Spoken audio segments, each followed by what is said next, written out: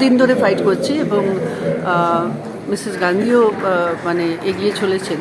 এবার একটা সুন্দর উদ্যোগ, আমার সত্যি ভালো লাগছে। যাতে আমি চাইবো ভবিষ্যতে এই ধরনের যে যারা কাজ করছে, যারা কাজ করছে আমাদের সারমেয় নিয়ে, পশু নিয়ে, যাতে আরও তারা উৎসাহিত হয়, আমার মানে উৎসাহিত হয়ে যেন এগুলো দেখে যে ওরা স্বীকৃতি যে পাচ্ছে, যে নতুন প্রজন্ম এগিয়ে আসে, যেন এই সাবজেক্ট নিয়ে যেন কাজ করে। এই সাবজেক্টটা তো একসময় কিছু ছিলই না, কিন্তু এখন একটু বাড়তে বাড়তে বাড়তে এমন হয়েছে যে এইটা খুবই একটা গুরুত্বপূর্ণ আমাদের জায়গা, এলাকা।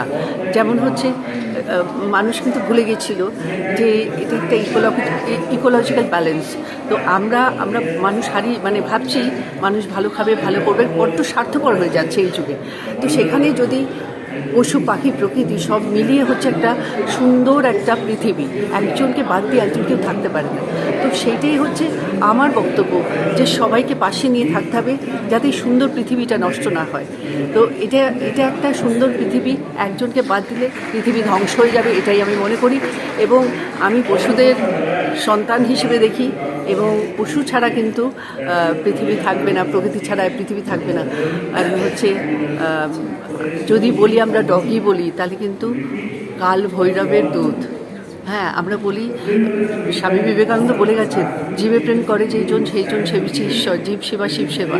আমি মনে করি আমি যদি একটা প্রাণীকে যদি একটু কিছু করতে পারি, সেবা করতে পারি, আমি মনে করি যে আমি ঈশ্বরের কাছে সবসময় বলি যে আমি যেন আরও ক্ষমতা দাও আমাকে ঈশ্বর, যাতে আমি ওদের পাশে দাঁড়াতে পারি, অবলা প্রাণীর পাশে দাঁড়াতে পারি। এটুকুই বলার ছিল।